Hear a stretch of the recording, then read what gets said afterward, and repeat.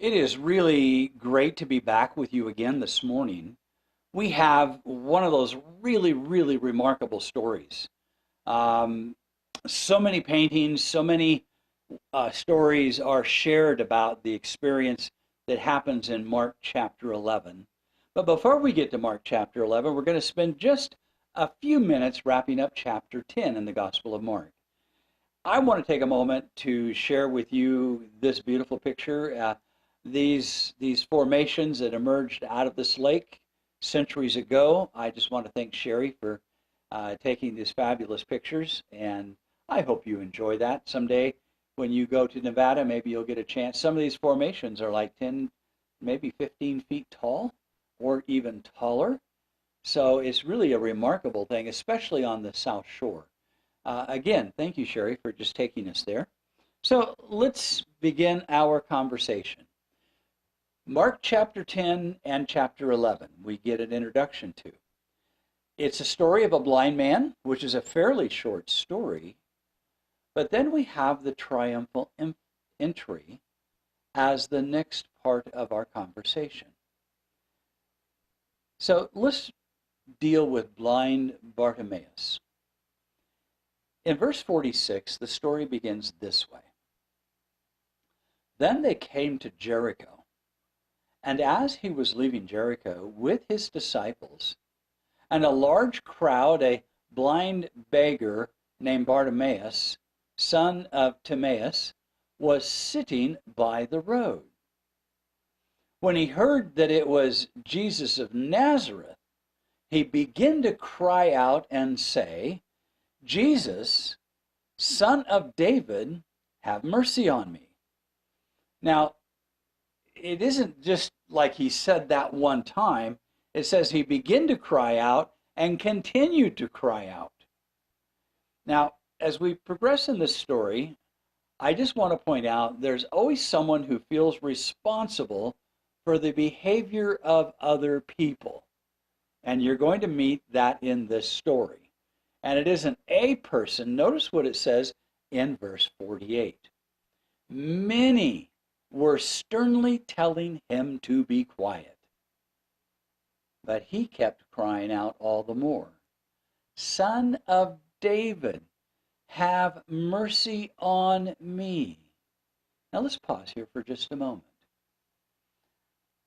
If you wanted an illustration in the Gospel of Mark or any New Testament story about persevering in your prayer, of continually calling out to God, this becomes one of these really remarkable stories.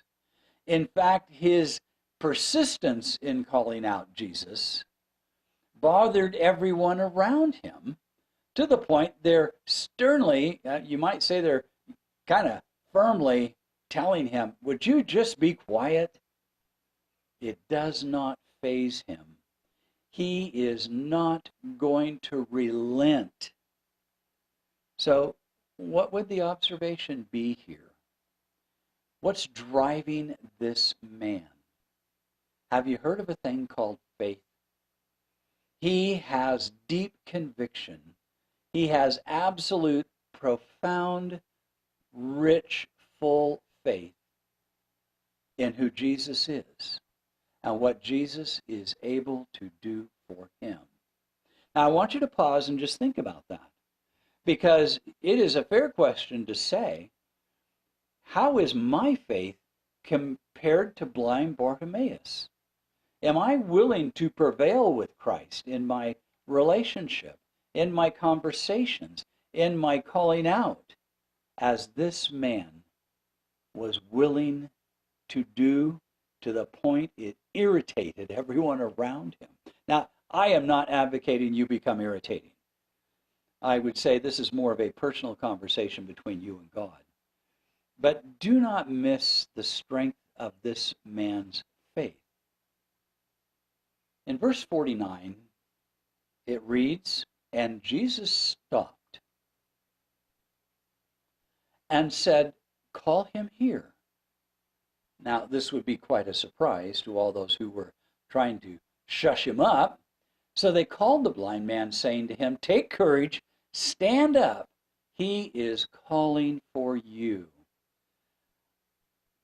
I just wish we could somehow capture the immense joy. Maybe there was a sense of uncertainty, but he jumped up. Notice what the scripture says.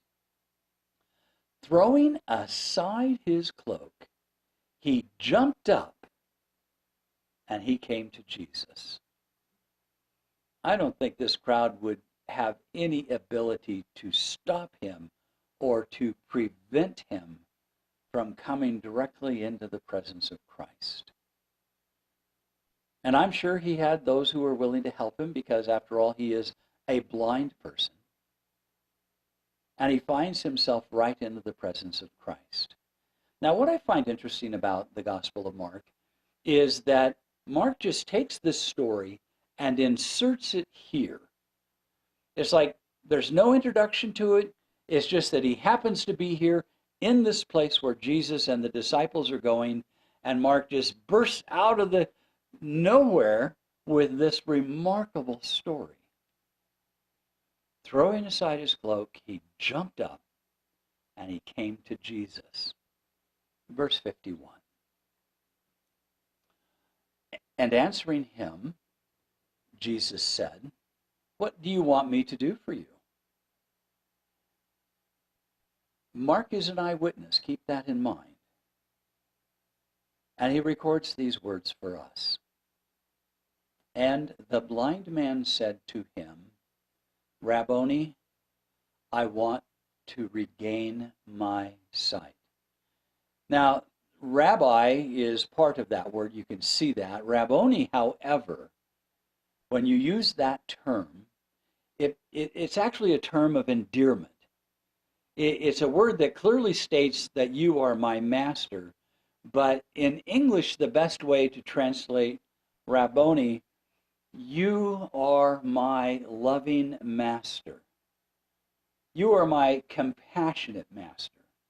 You are my thoughtful master. It is a term of endearment. And not everybody uses this term, but blind Bartimaeus uses this term. It's that you are my loving master. And he goes like this, "Loving master, I would want to regain my sight." Now that's really an amazing request. That's a courageous request. It is an extraordinary request. Jesus said to him, "Go, your faith has made you well." Immediately, he regained his sight and began following him on the road. Now, if I included blind Bartimaeus' story in the Gospel of Luke, it would read more like this, that he began following him, proclaiming praises to his name. So there's this entourage. Maybe there's Jesus, the 12 disciples, this crowd, and maybe there's stragglers that are following, and at the back of that group would be this man who regained his sight, following Jesus through the streets and the roads, and he would be praising Jesus for his goodness towards him and healing his eyes that he may see. That's a beautiful story, isn't it?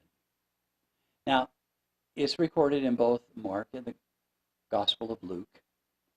Keep in mind that the story reveals the simple power of faith. But it's also the story of a blind man willing to prevail in faith for Jesus to heal him. And it is also a story that Jesus honored his faith. I want you just to think about that. How is your prayer on something that is urgent? Is it like, okay, we're coming up on Christmas, I'm going to save that and just make a request. Maybe he'll honor that in December.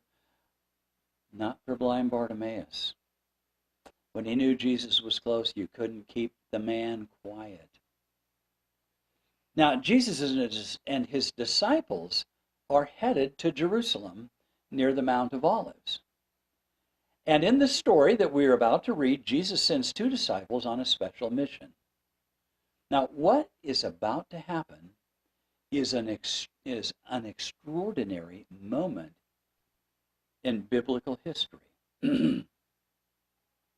I want you to pay attention. I want you to notice. Make note of how the events unfold. And I would like for you to observe what you are going to see in a response from the people as a spontaneous response. What I mean by spontaneous, that it wasn't an orchestrated, it was something coming from inside of the people that you could not have prevented them from doing. So let's get on with the story now. In verse 1 of chapter 11, the subtitle, The Triumphal Entry. As they approached Jerusalem at Bethphage and Bethany, near the Mount of Olives. Now, let me explain these two communities. We don't, in this part of the country, we don't think of little communities of 100 or 200 or 50 people. We don't think of them as villages. But Bethphage and Bethany are small villages near the Mount of Olives on the outskirts of Jerusalem. So, at Bethphage is an important starting point historically because there is a mission in which Jesus is going to send two disciples on. Okay? In the Bethphage, Jesus would mount the donkey that he sends for, and he would get on it, and as a humble king, exactly the opposite of the king in all of its glory on a white stallion or steed riding into Jerusalem, Jesus in his humble garb is going to ride a humble animal into Jerusalem. These two villages become a memorial now to this story. Also, I'd like to point out that Bethany was also the home of Jesus' friends, Mary, Martha, and Lazarus. Here's the story. He sent two of his disciples and said to them, "Go into the village opposite you, and immediately as you enter it, you will find a colt tied there, which no one has ever sat on." That is an unbroken animal, if you would. "Untie it," he says, "and bring it to me." So you got the instructions. They're going to be strangers walking into the village. They're going to find a colt tied there. They're going to walk up and untie it. And then Jesus says these words. "If anyone says to you, 'Why are you doing this?' you say, 'The Lord has need of it,' and immediately he will send it back here to you." So they have their instructions. Go take somebody's young donkey, if you would, untie it and just bring it to me. And if anybody asks you, just say, "My Lord needs it," and he'll send it right back. Now, it sounds like a simple mission. But what if something happened? What if the owner didn't want it to go? How did the story unfold? Well, here we are in verse 4. They went away and found a colt tied at the door, outside in the street. And as instructed, they untied it. Some of the bystanders were saying to them, "What are you doing untying the colt?" That's what I would expect to happen, wouldn't you? And verse 6, the disciples spoke to them just as Jesus had told them. And they gave them permission. And you're not surprised at that, are you? Of course not. This is one of those remarkable stories that Jesus has able to tell clearly exactly what would happen as the disciples go on this special mission. Now let's look at verse 7. They brought the colt to Jesus and put their coats on it, and he sat on it. Now here's really an amazing thing to me. it says that this particular animal had never been ridden.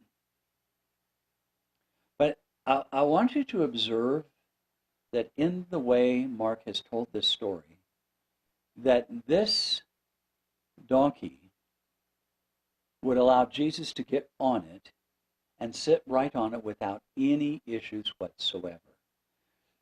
What is it that Jesus knows that would calm the spirit of this unridden animal that had never been ridden before, to be the one animal to take the humble King Jesus into Jerusalem? Beautiful story.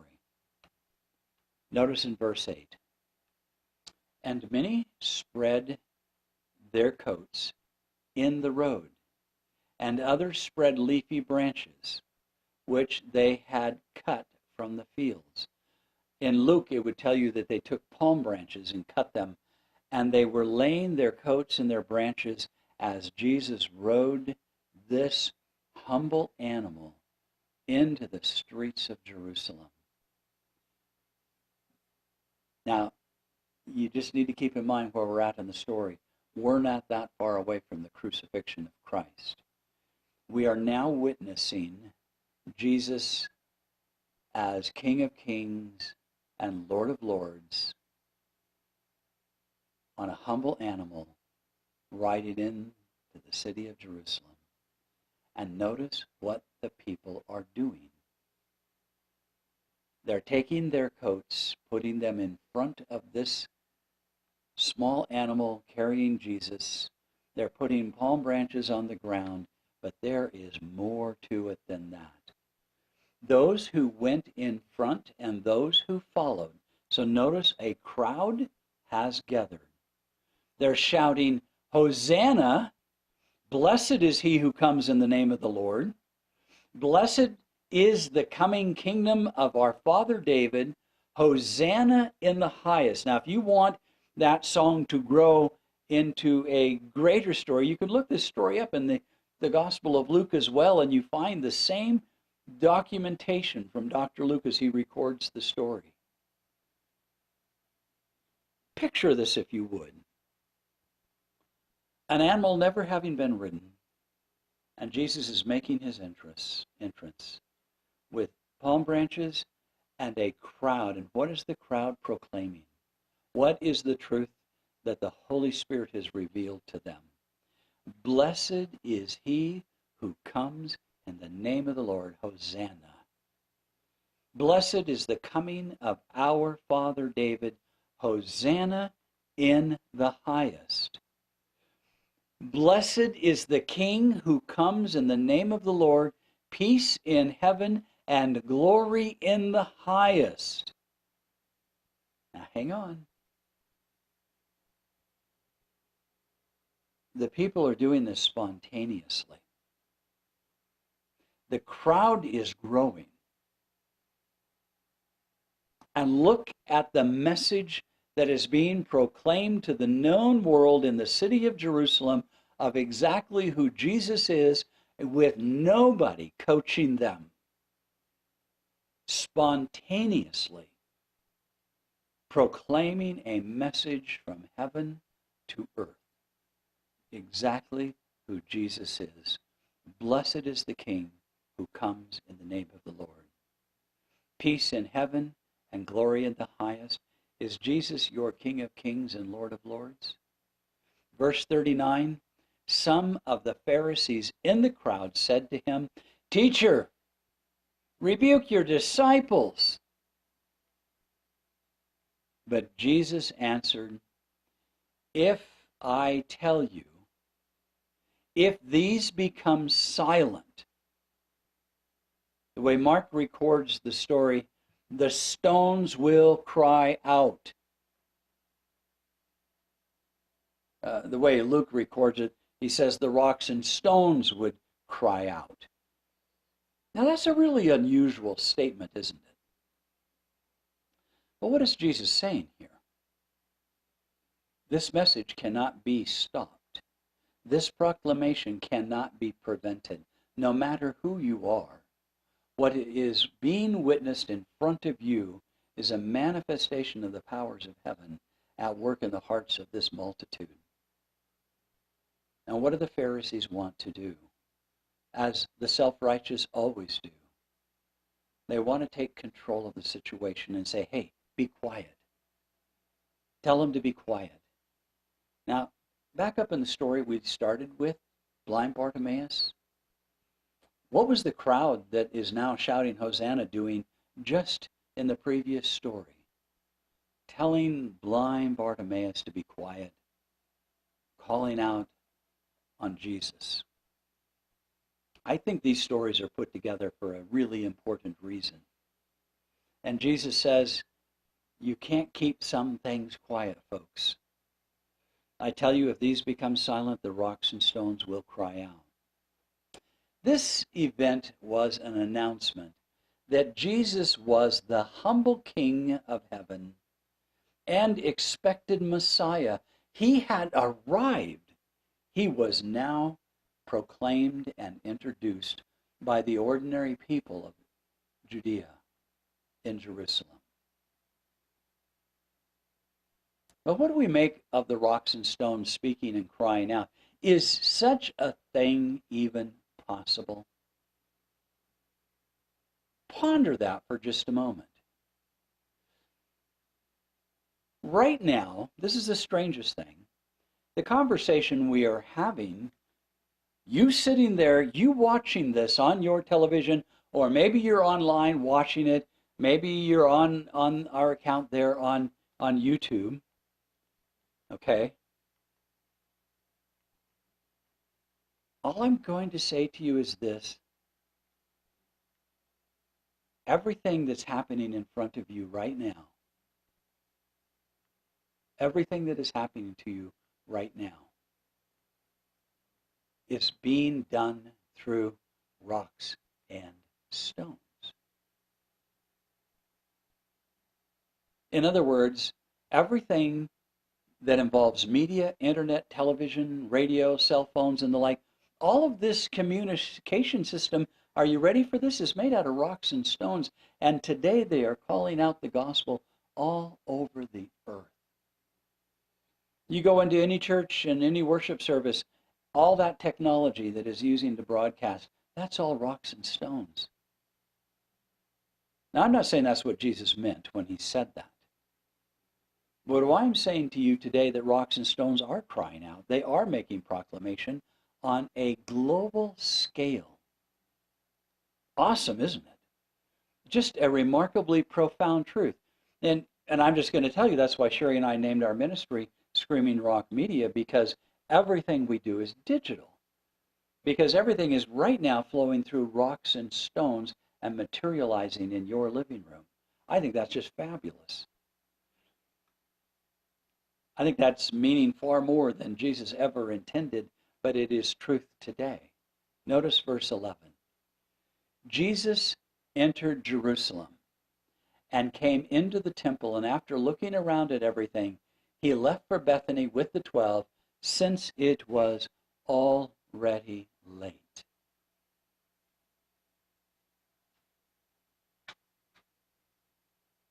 Now Mark just pops another story in out of the clear blue. I want to just walk you through this very short story. On the next day, when they had left Bethany, and by the way, Mary, Martha, and Lazarus live in Bethany, so he was visiting his friends, and when they had left Bethany, it says Jesus became hungry. Seeing at a distance a fig tree in leaf, he went to see if perhaps he would find anything on it. And when he came to it, he found nothing but leaves, for it was not the season of figs. Now, let's pause here for just a moment. Jesus was hopeful that maybe somebody hadn't got all the figs. Maybe there could be something there. But there wasn't anything there.